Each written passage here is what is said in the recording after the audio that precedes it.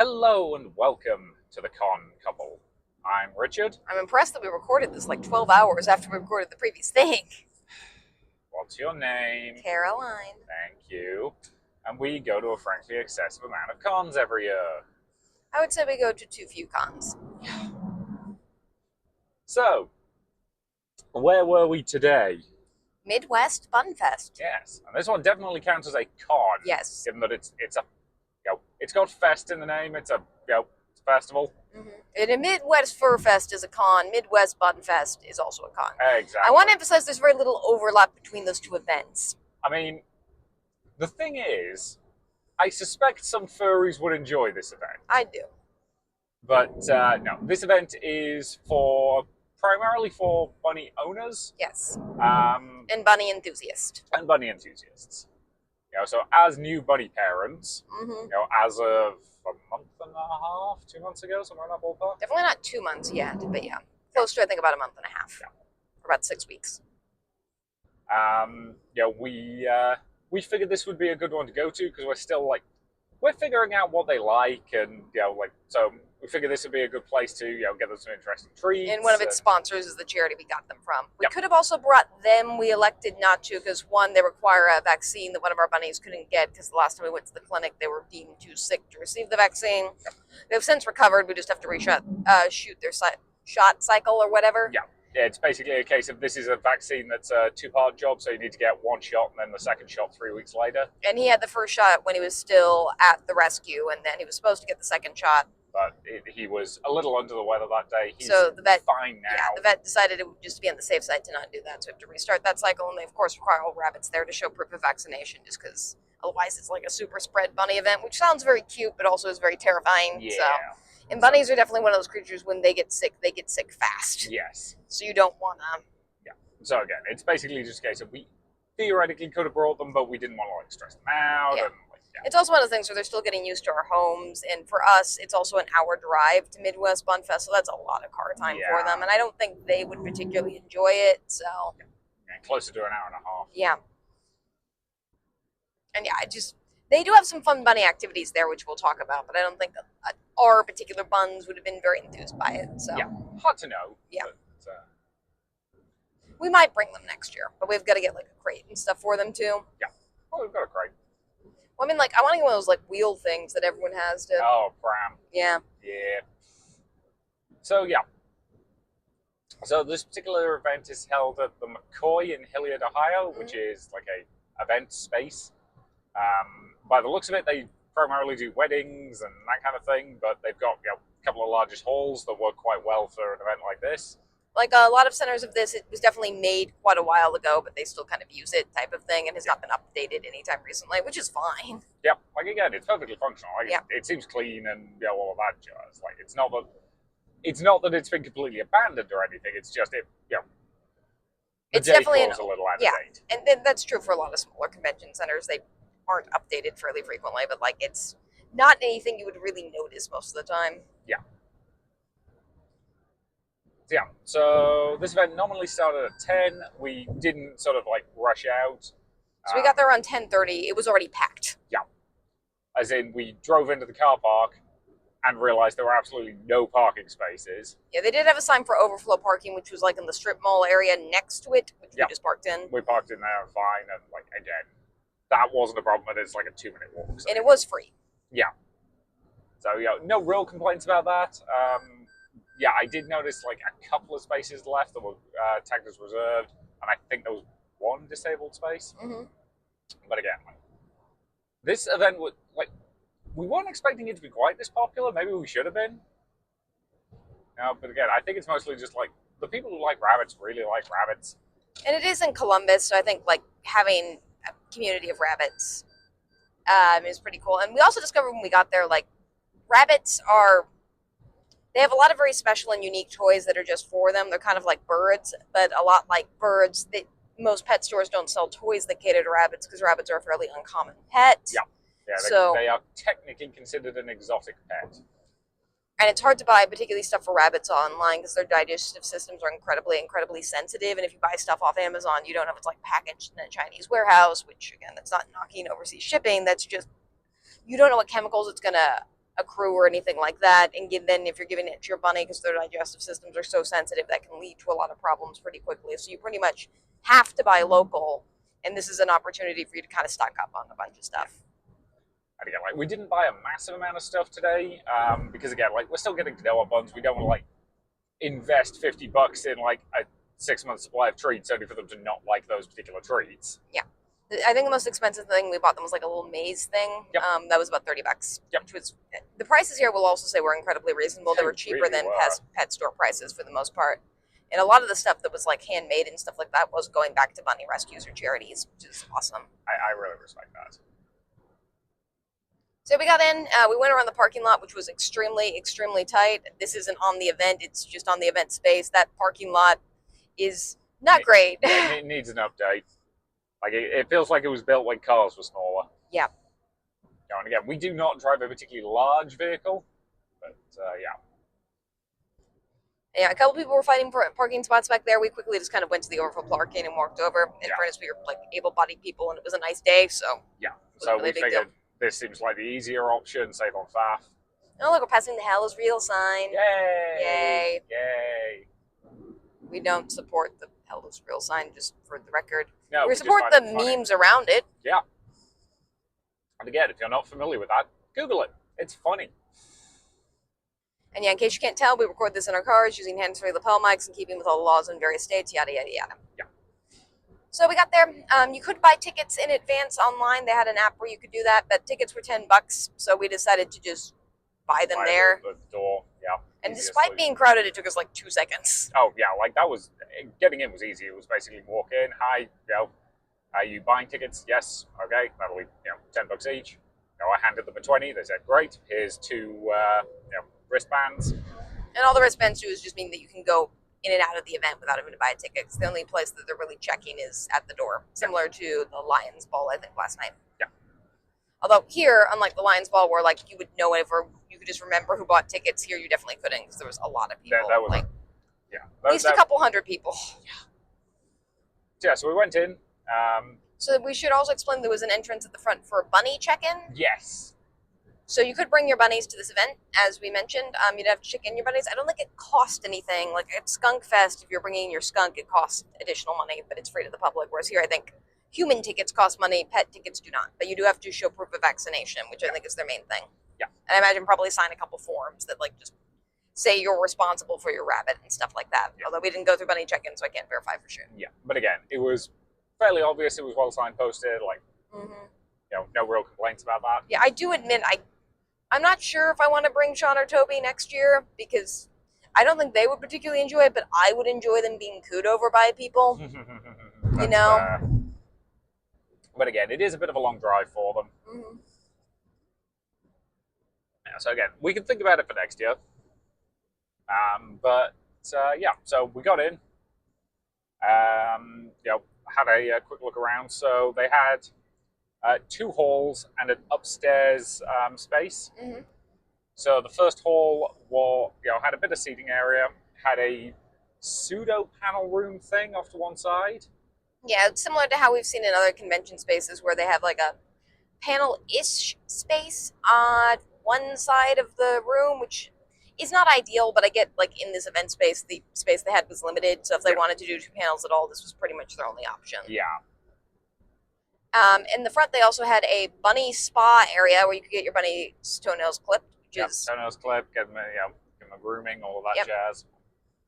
And they had a bunny photo shoot area on the other side where you could get your bunny's photos taken. Yeah. I don't know if those cost money. I don't think the spa did, from what I could tell. But I'm unsure. But they both seemed cute events, and people were setting them up, and there were a lot of different rabbits of all sizes, from dwarf to giant Flemish. So that Flemish one was big. Yeah. Like again, I think my comment was you could fit like 3 Sean and Toby's inside of that Flemish one. My favorite, because a lot of rabbits form bonds, my favorite is when a dwarf rabbit forms a bond with a giant Flemish. It's so great. It's really cute.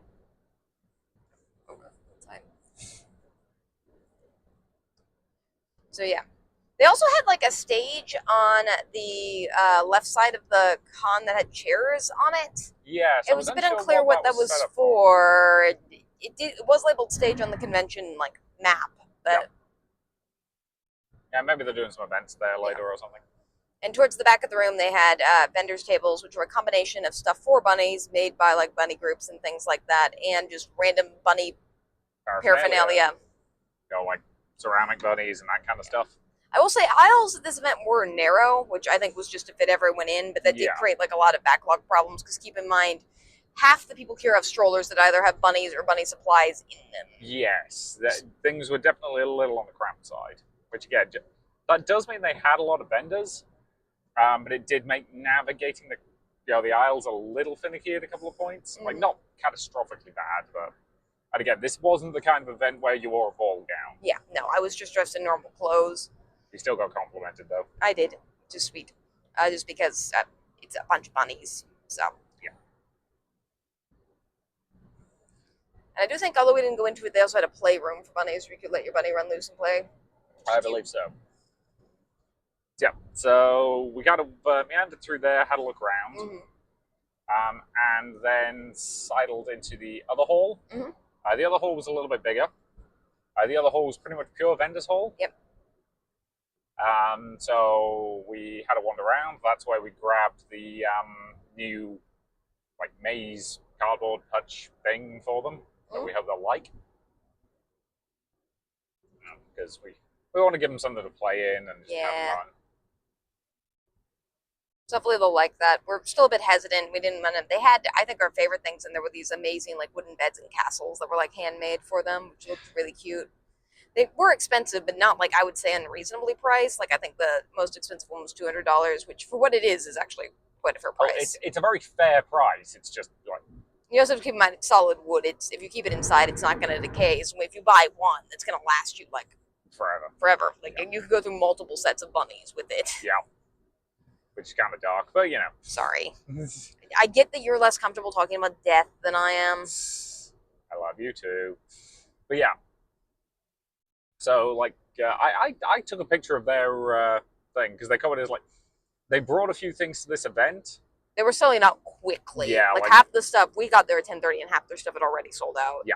Or I just had a sign on it that said sold, which again, like, I appreciate them basically just slapping signs on that stuff that's saying sold, so that people didn't have to like walk off with it immediately. And they did say they do like normally deliver stuff. So I suspect it's normally a case of they deliver it and you have to pick it up, but you have to assemble it yourself. That's fine. Yeah, it might be something we look into in the future. Yeah, I took a picture of their sign. And they also had a silent raffle at the back of that room. Yep. Their silent raffle was interesting as far as they had different items at different times of day for different people who came there. And if you just wanted to straight up buy something, because this was all donated to the rescue, you could just like, instead of bidding, you could just buy it for whatever the sign was for buying it. So if you weren't going to be there for when they called the raffle, you could just buy something if you wanted to donate to get something, which I think is a good move for an event like this. And again, like generally speaking, like the starting bid was like $10 and the buy and the instant buy was like 30 to 35. Yeah. Was kind of about the average buy price I saw. So, like, if you're willing to loiter, you might get it cheaper, but you might also lose out on it. So the option is there depending on, like, which way you, as an individual, want to go. We also had a raffle back there with raffle tickets, which had similar sets of items. And these, again, were a combination of, I think, mostly in this case, bunny paraphernalia type stuff, which was very cute. So. And again, there was some plush. Which you normally really like, but we were mostly focused on getting things for the buns today. Yeah, most tables were also handing out, particularly the smaller businesses, were handing out free samples, which was honestly really great for us because they were like, yeah, you don't know if your rabbit's going to like this yet. And you're like, thank you. Our rabbits are actually new. We have no idea what they like yet. So we, I think, got 5 or 6 different samples. Yeah, we got a few different samples. So we'll kind of try them with different stuff to see what they kind of seem to like the most. And maybe they'll be super annoying, and like Sean will really like one thing and Toby won't be able to stand it, and vice versa. Probably. I'm kind of fine with that because that gives us the ability to like control what each one gets. I'm just hoping they'll like the maze. That's my main thing. Yeah, and again, it wasn't hideously expensive. Like $30 is. Yeah, ours definitely seem to be more explorers than chewers. Some bunnies like to chew on a bunch of stuff. Ours definitely seem to be more like we want to play. They want to hop around, they want to explore. Yeah.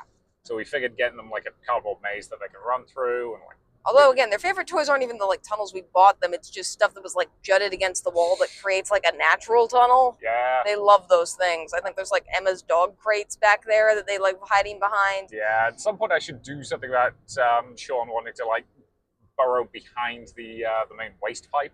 Mm-hmm. Because like it's not her to give her anything. It's just I probably should seal that off in some capacity. But yeah. Yeah, we keep them in the basement, so Yeah. And Which again, it's a furnished basement. It just is. For clarity. And yeah, we're at 6 weeks now, which I think means they're starting to be more comfortable, which is good. But it also means that John is now intent on escaping. Yeah. Because again, like half the basement we've got like safely set up and bunny-proof, Mm-hmm. and the other half we have not.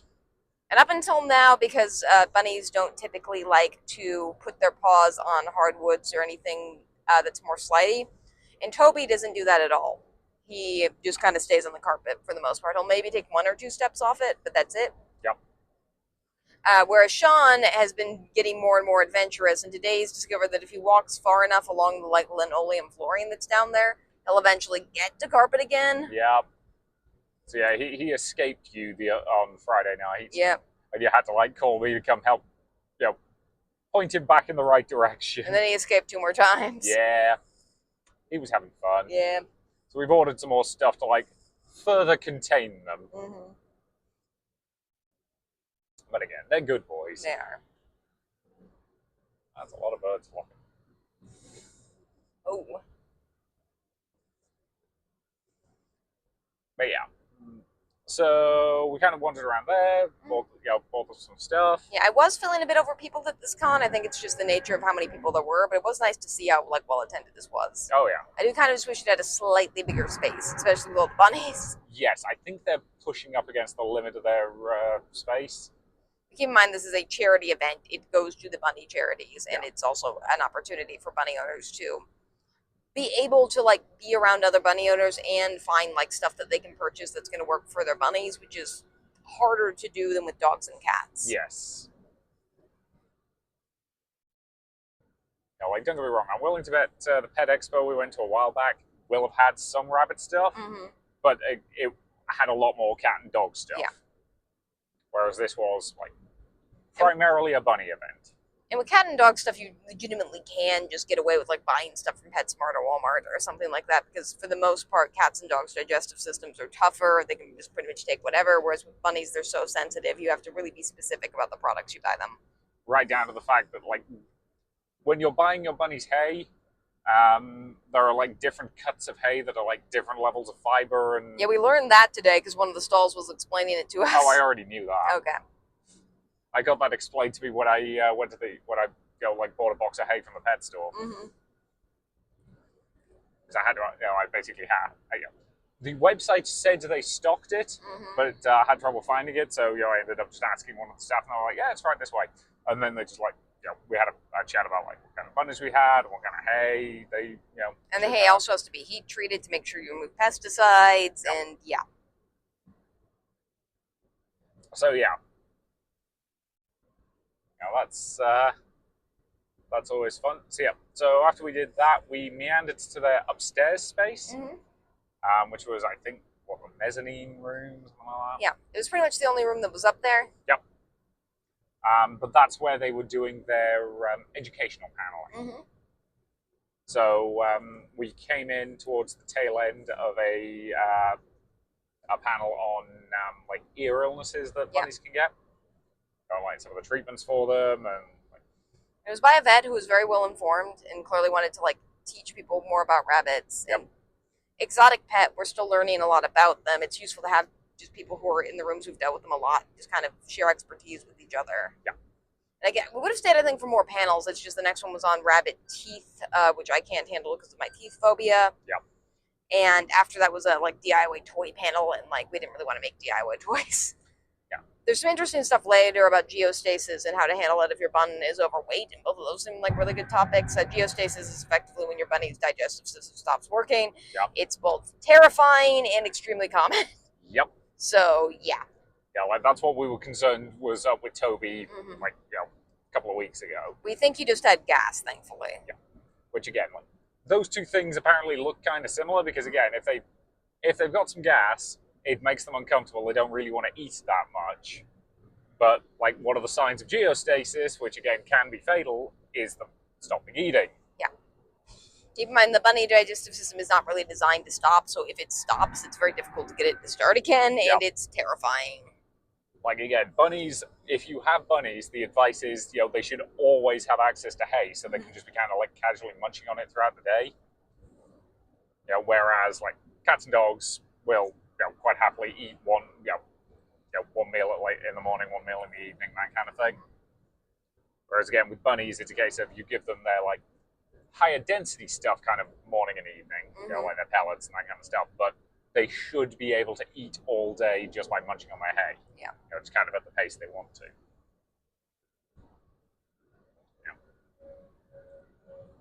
And again, it is interesting. They also get very lethargic during the day. Yeah, well, they're, I think diurnal, I'm trying to think of the actual word to describe it, but they're like deer insofar as they're active in the early mornings and active in the evenings, and like both day and night is when they sleep most of the time. Unless you give them banana. Yeah, this is one thing we learned. So banana is a treat that you absolutely can give bunnies. It's completely safe for them. It's relatively high in sugar, so it's advised that you don't give them that much. Like it shouldn't. But it's highly recommended by like multiple people. Say that like bananas are what bunnies love more than any other like foods that are safe for them. Yep. So it's recommended as like a high value treat to give them. So I figured we'd just try it with them. Yep. Ours seemed to like it fine. I wouldn't say they liked it more than other treats. Yeah, I would say so. But so we gave that to them one evening. They then woke me up at 3 a.m. doing zoomies because I think they had a bit of a sugar rush, which was, it was very cute. And again, like they're perfectly healthy and happy. Like, it wasn't a problem. It was just, I didn't really want to be awake at 3 a.m. Yeah.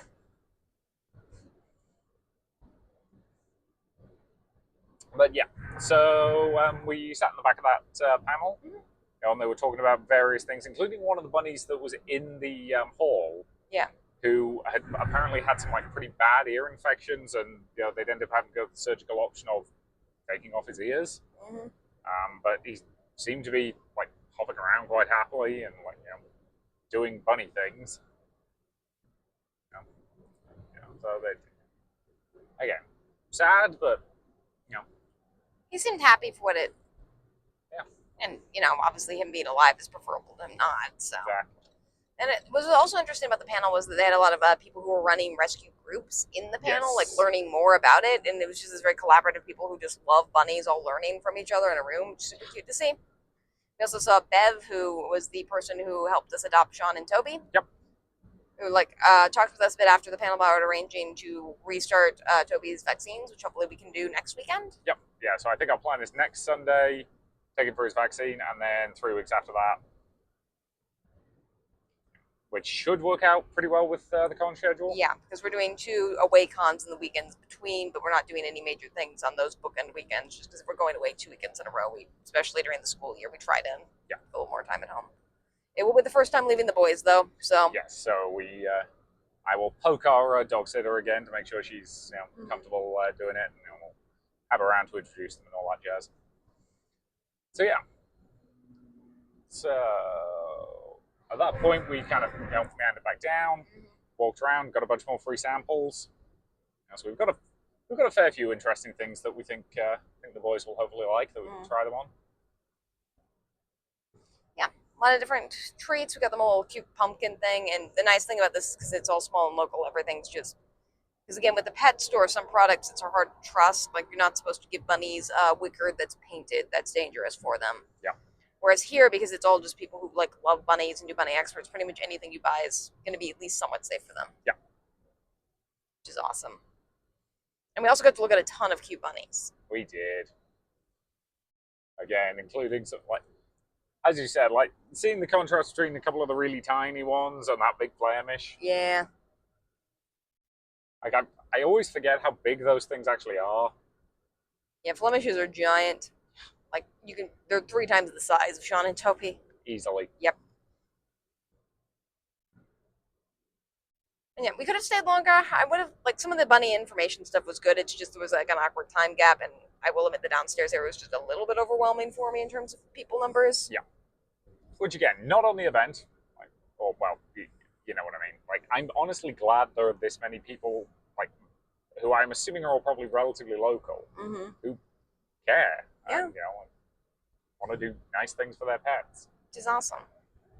And bunnies are definitely an animal that I'm glad we chose after a lot of research and stuff like that. Yeah. And the bunny community is very welcoming and very like, because some animal communities, and I've, as an animal lover and also somebody who's done animal rescue and animal fostering before, there's a lot of people in the animal community who tend to be very gatekeepy about like good care and stuff like that, and don't assume good intentions upon owners' parts, and I find that really frustrating because the best way to help animals is by making sure they get into good homes. The best way to get them into good homes is not to gatekeep and say that some people can't be good bunny owners or good dog or cat owners. And thankfully, the bunny communities we're part of are generally not like that. Where like again, the rescue that we've been working with to adopt Sean and Toby, basically, you know, they wanted to set us up for success. So, like, you know, they made sure like that everything we needed. They, you know, they told us or just gave us.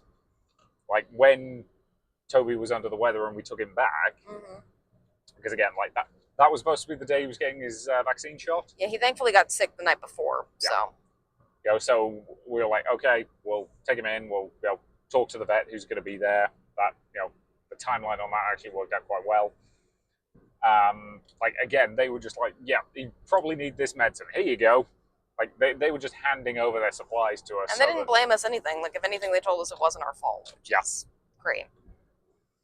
And that's generally what the bunny community has been like. Whereas like some animal communities tend to be like, you know, this dog requires home cooked meals in order to adopt it. I'm not exaggerating. That literally was a requirement for adopting a dog. You had to individually prepare all its meals. Which is ridiculous. Yes. And again, like that always feels like, you know, there's a specific type of person, i.e. rich white people, that they want to own the dogs, and they put a bunch of extra barriers in place to prevent anybody else having one. So it's partially that. It's partially just generally there's a lot of like, because the Atlantic, I think, did an article recently of just like too many people own dogs.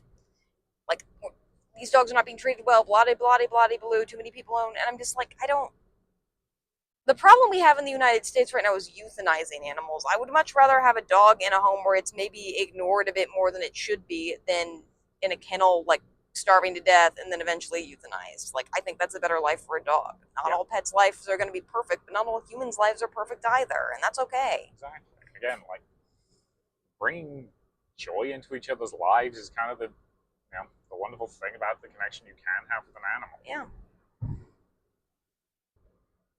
And rabbit owners tend to be very much like that a lot of the time. It's not very gatekeepy at all, which is great. The vet was commenting on the presentation about how he now, like, part of the reason he chose to work with rabbits specifically was because he likes rabbit owners the best as opposed to dog and cat owners. Yep.